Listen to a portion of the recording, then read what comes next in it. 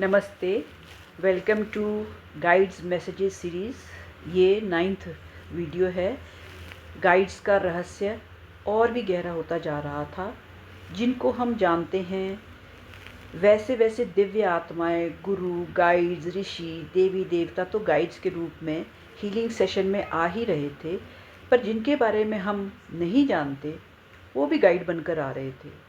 आश्चर्य की बात तो ये थी कि साधारण मनुष्य, माता पिता, दोस्त इत्यादि भी किसी किसी के गाइड्स बनकर आ रहे थे। मेरे खुद रेकी गुरु डॉक्टर एन.के. शर्मा उनके बिना जाने ही मेरे गाइड्स बनकर मेरे ध्यान, विजन्स या सपनों में आ रहे थे। अब सबसे बड़ा सरप्राइज़ तो ये था कि मेरे पेट्स मेरे गाइड बन गए और इसके प्रूफ मुझे औरों के सेशन में दिए जा रहे थे। माय पेट्स मेरे गाइड बन गए नवंबर 2005 में। जब भी मैं हीलिंग और ध्यान के लिए बैठती और मेरी चेतना ऊंचाई की ओर जाती, मुझे ऐसा लगता जैसे मेरा मैक्स मेल लेब्राडोर मुझे नीचे से ध्यान में देख रहा है। मैं इस अनुभव को लॉजिकली एनालाइज करने लगी कि शायद मैं अपने पेट से बहुत अटैच्ड हो रही हूँ, इसलिए मुझे भ्रम हो रहा है। जो मुझे ध्यान में भी मेरे पेट्स दिखते हैं।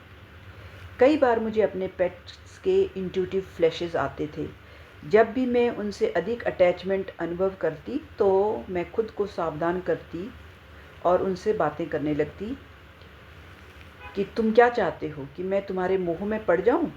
जैसे राजा भरत एक अनाथ हिरण के मुंह में पड़ करके अपने मोक्ष के रास्ते से भटक गए और हिरण के बच्चे का रक्षक व पालनहार बन गए। मैं तो भैया अपने परिवार के मुंह में भी नहीं बनना चाहती, इसलिए तुम्हारा तो कोई चांस ही नहीं। तुम्हारे प्रति मुझे अपना कर्तव्य निभाना है, क्योंकि मेरी फिलॉसफी है love your work and life becomes Joy. पर मुझे ये भी लगने लगा कि ईश्वर मुझे उनके माध्यम से कुछ दिखा रहे हैं, सिखा रहे हैं। जैसे कि मनुष्य शुरुआत में अज्ञानता में रहता है, उसे कुछ भी नहीं पता कि दुनिया में क्या हो रहा है, जीवन क्या है, जीवन लीला क्या है। लेकिन धीरे धीरे वो सीखता है और इवॉल्व होता है और अंततः सब कुछ समझने लगता है। तो एक छोटे पप के रूप में भी उसे नहीं पता था कि खाना कहाँ से आता है। शुरू में वह केवल खाने के बर्तन को पहचानती थी। धीरे धीरे उसने उस व्यक्ति को पहचानना शुरू किया जो उसे खाना देता था। फिर उसे यह समझ आ गया कि खाना कहाँ से आता है, यानी कि रसोई से, और वो वहाँ जाकर खाने का इंतज़ार करती। उसने लोगों का ध्यान आकर्षित करना और उनकी बातें मानकर रिवॉर्ड पाना सीख लिया। इधर उधर भटकती रहती थी, कभी फर्नीचर के बीच फंस जाती थी, जो भी चीज़ सामने आती उसे खा लेती थी, कपड़े और जूते खराब कर देती थी और फिर हमसे डांट खाती थी। तो मैं सोचती थी कि क्या हम इंसान भी इसी तरह इवॉल्व नहीं होते? हम भी तो जो सामने आता है उसे पाने या नष्ट करने की कोशिश करते हैं, और जब हम बीमार पड़ते हैं या हमें कष्ट होते हैं तो हम सोचते हैं कि यह भगवान की सज़ा है। पिक्सी जो मेरी फीमेल बिच थी, उसको ज़बरदस्ती मेरे परिवार ने मेरे ऊपर थोपा था। ऐसा नहीं है कि मैं पेट्स से प्यार नहीं करती, पर मुझे कोई एक्स्ट्रा जिम्मेवारी लेना नहीं चाहती थी, क्योंकि मुझे पता था अब उसके पप्स होंगे तो मुझे उसकी जिम्मेवारी लेनी पड़ेगी। मुझे तो सिर्फ अपना साधक का, सीकर का रोल में बहुत मज़ा आ रहा था। दुनियादारी अच्छी नहीं लग रही थी, परंतु हमारी आत्मा हमें वो देती है जो हमारे उत्थान के लिए आवश्यक हो, ना कि जो हमें अच्छा लगता है। और उसी दौरान फिर मुझे एक सपना भी आ गया था कि पिक्सी के कई पप्स हो गए हैं और मैं उनकी देखभाल में बहुत बिजी हो गई हूँ। तो यह मेरी आत्मा से एक संदेश था कि मैं सही सोच रही हूँ कि मुझे उनकी जिम्मेदारी लेनी होगी। वैसा तो होकर ही रहेगा, लेकिन साथ ही साथ मुझे ये अनुभूति भी अंदर से, ये उस समय उस ड्रीम में ही ये फीलिंग्स भी आई कि जब पप्स होंगे तब मैं अपने हीलिंग स्पिरिचुअल सीक्रेट्स की रिसर्च में भी काफ़ी व्यस्त रहूँगी और काफ़ी कुछ जान चुकी होंगी, अब एक मंजिल तक पहुँच चुकी होंगी। इन सब की निस्वार्थ सेवा से शायद मेरे हृदय की बंद परतों को अनकंडीशनल लव से भर देंगे। ये मेरे अपने विचार या अनुमान थे, लेकिन यूनिवर्स मुझे कैसे इसका प्रूफ दे रहा था। तो अगस्त 2006 में गोल्डन पप आपका गाइड है टूआ, जिसकी कि मैं उसकी कई प्रॉब्लम्स के लिए हीलिंग कर रही थी। जब एक सेशन में मैंने उससे पूछा कि तुम्हें तो हीलिंग रेकी इत्यादि के बारे में कुछ भी पता नहीं है, तो मैं फिर ये सब तुम्हारे लिए क्यों कर रही हूँ। तो वो कहने लगी, मैं ईश्वर से प्रार्थना कर रही हूँ कि मेरी मदद करें, और आपके गाइड मुझे आश्वस्त कर रहे हैं कि आप सब जानती हैं कि आपको मेरी मदद करने के लिए क्या करना है और मुझे कैसे सहायता मिलेगी, इसलिए आप मुझे खुद से बुलाकर हीलिंग करती रहती हैं। मैं आश्चर्यचकित थी कि कौन है मेरा गाइड जो उसे आश्वासन दे रहा है और मुझे भी उसकी हीलिंग के लिए प्रेरित कर रहा है, क्योंकि उसकी हीलिंग मैं खुद से बुलाकर कर रही थी।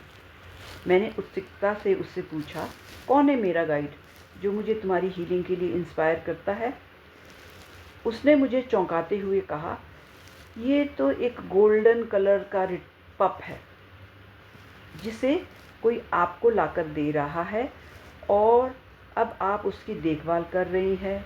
वो बड़ा हो गया है और समय समय पर आपके पास आता है, आप उसे प्यार से सहलाती हैं। उस समय उसे नहीं पता था कि हमारे घर में पप्स हैं।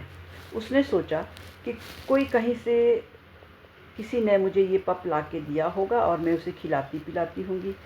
इस समय तक मैं भी इन पप्स को पहचान नहीं पाई। मैं भी हैरान थी और अनुमान लगाने लगी कि ये विशेष पप्स कौन है जो मेरे गाइड हैं, और मुझे पता भी नहीं है। लेकिन मेरे घर में जो अपने मेरे पप्स हैं उनको मैं सोच भी नहीं सकती थी कि ये मेरे गाइड हैं। तो दूसरा प्रूफ मिला मंदाकिनी, सितंबर 2006 में। मंदाकिनी मेरे पास इलाज के लिए नहीं आई थी, बल्कि अपने हील होने की पॉसिबिलिटी और प्रोग्रेस का आश्वासन पाने के लिए आई थी। वह मल्टीपल स्क्लेरोसिस से पीड़ित थी। वह और उसकी माँ दोनों ही 3rd डिग्री रेकी हीलर थी और इस घातक बीमारी से ठीक होने के लिए रेकी हीलिंग के साथ साथ महंगी दवाइयाँ भी ले रही थी। तो सेशन में जब मैंने उससे उसके गाइड को बुलाने के लिए कहा तो वो हंसने लगी और बोली, ये कैसी अजीब बात है, हाउ स्ट्रेंज। तो मुझे भी हैरानी हुई। तो मैंने उससे पूछा, क्या अजीब है। उसने कहा, मेरा पेट डॉग बीटल मुझे कह रहा है कि अगर तुम मुझे मेरी घातक बीमारी पार्वोवायरस से रेकी द्वारा ठीक कर सकती हो, तो तुम खुद को ठीक होने के बारे में आश्वस्त क्यों नहीं हो सकती। वो इसलिए हंसी कि उसका पेट उसका गाइड कैसे हो सकता है, गाइड बुलाने पर वो क्यों आ गया, उसका कहना था। तो मैंने उससे कहा कि तुम्हारा गाइड सही सलाह दे रहा है। तब तक मैंने मेरे पेट्स को मेरे गाइड्स के रूप में मानने लगी थी, फॉर ऑब्वियस रीजंस। अतः उसे आश्वस्त करने के लिए मैंने उससे कहा कि वह अपने गाइड से पूछे कि उसकी तरह क्या मेरा भी कोई गाइड है। अब मंदाकिनी ने सीरियस होकर कहना शुरू किया, मैं 8 बीगल्स नाम की एक किताब लिख रही हूँ, जिसमें मेरा पेट मेरा बीगल एक कैरेक्टर है, और वो कह रही है कि उसको छोड़कर बाकी सब तुम्हारे गाइड हैं। मतलब उस बुक में जो 8 कैरेक्टर हैं, बाकी सब मेरे गाइड हैं। तब मुझे समझ में आया कि मेरे पेट्स और उनके पप्स सभी मेरे गाइड्स हैं। सितंबर 2006 में ही अंजना द्वारा वेरीफाइड किया, पिक्सी आपकी गाइड है और आप कह रहे हैं कि आप इसे प्रूव करेंगी। अंजना अभी भी कुछ हीलिंग सेशंस ले रही थी, या ये कहा जा सकता है कि अंजना के द्वारा मुझे सेशंस में सिखाया जा रहा था, वह अपने भविष्य को लेकर कई बाधाओं का सामना कर रही थी। मैंने उससे उसके ट्रांस में गाइड से पूछने के लिए कहा कि वह अपने गाइड से पूछे, वो ही उसे आश्वस्त करे, क्योंकि मेरी बातों पर तो तुम्हें विश्वास हो नहीं रहा। तो वह आश्चर्यचकित होकर बोली, ओह, ये तो पिक्सी है, बहुत सुंदर कपड़े, बड़ी सुंदर सी फ्रॉक पहनी है और सिर हिलाकर हाँ कह रही है। लेकिन आप कह रही हो कि मैं प्रूव करूँगी। तो मैंने कहा, इसका मतलब है कि पिक्सी जो तुम जानना चाहती हो, पिक्सी उसके लिए हाँ कह रही है। लेकिन मुझे यह समझ नहीं आया कि उसने ऐसा क्यों कहा कि मैं कह रही हूँ कि मैं प्रूव करूँगी, और क्या प्रूव करूँगी। अतः मैंने उससे पूछा, लेकिन तुम ये क्या कह रही हो कि मैं कह रही हूँ कि मैं इसे साबित करूँगी, मैं क्या साबित करना चाहती हूँ। इस पर वो 1 साल पुरानी घटना देखने और बताने लग गई। तुम किसी की हीलिंग कर रही हो, लेकिन वो हीलिंग पर विश्वास नहीं करता।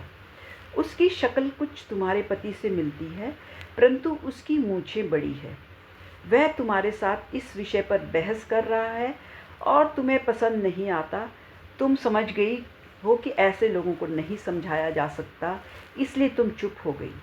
परंतु तुम कह रही हो कि मैं इसे साबित करूंगी, और तब से पिक्सी तुम्हारी गाइड बन गई। असल में 1 साल पहले ये हुआ था जो यूनिवर्स मुझे अब बता रहा था कि मेरी जो सोच 1 साल पहले मैं अपने पति के कज़न ब्रदर की हीलिंग कर रही थी, और मैंने सुना था कि अहंकार, ईगो ही एकमात्र चीज़ है जो हमें भगवान से अलग करता है। जानवरों में अहंकार नहीं होता, वे निस्वार्थ होते हैं, उनके अंदर कोई द्वेष नहीं होता, इसलिए वे सीधे भगवान से जुड़े होते हैं। मैं इसे अपने परिवार को समझा रही थी, लेकिन वो बिल्कुल भी ये बात सुनने को तैयार नहीं थे। तो मैंने बहस करना उचित नहीं समझा और चुप हो गई। शायद मैं मन ही मन ये सोचा होगा कि मैं इसे प्रूव करूंगी, नहीं तो ये क्यों इन सबको दिखाया जाता कि मेरे पेट्स मेरे गाइड्स हैं।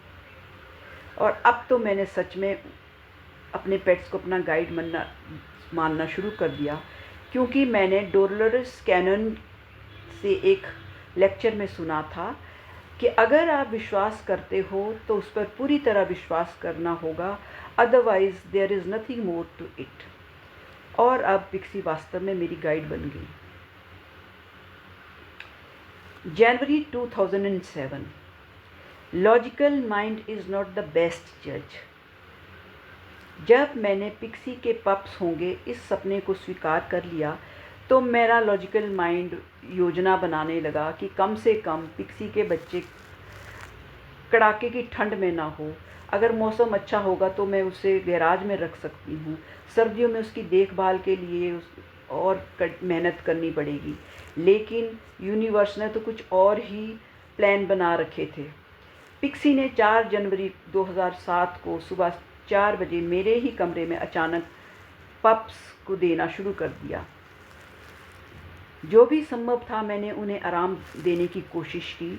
मेरे पास कोई आसान रास्ता नहीं था। मेरी परीक्षा को और कठिन बनाने वाली बात ये थी कि उनमें 5 फीमेल पप थे और केवल 1 ही मेल था। और मेल पप्स की तो तुरंत ही हमारे पड़ोसी ने बुकिंग कर ली, और वो अब मुझे बाकी फीमेल पप्स की चिंता होने लगी कि मैं उनकी देखभाल करूंगी, लेकिन कब तक? बिचेस को कौन लेगा? मैं उनके अच्छे भविष्य और अच्छे घर के लिए प्रार्थना करती रही, और मुझे हर सप्ताह इनर मैसेजेस मिला कि हर हफ्ते एक पप चला जाएगा। और जब वो 2 महीने के हुए थे तब तक सारे पप अपने अपने प्यार करने वाले घरों में पहुंच चुके थे। सभी स्वस्थ थे और अपने ओनर्स के लिए भाग्य और भगवान का आशीर्वाद लेके आए थे। लेकिन खेद की बात है कि मेल पप 6 महीने में ही मर गया था। तो क्या यह लॉजिकल माइंड भी 6 महीने तक विरोध करेगा, आलोचना करेगा और फिर अंत में अंतर्ज्ञान और उच्च ज्ञान ही जीतेंगे? लेकिन जैसा कि अंजना ने अपने सेशन में कहा था कि दिसंबर तक तुम सब कुछ जान पाओगी, मैं यह दावा नहीं कर सकती कि मैं सब कुछ जानती हूँ, लेकिन यह सत्य इतना गहरा है कि उसे समझने और लोगों तक पहुँचाने में समय लगता है। सत्य जीवन की पहेली का एक खोया हुआ हिस्सा है। Truth is the missing piece from the puzzle of life. We keep searching for it in different ways. वह हमेशा हमारे सामने ही हमारी परिस्थितियों के रूप में प्रकट होता है। तो ये था मेरा अनुभव, guides, messages for me and making my pups my guides. Stay tuned for my next video. Thank you.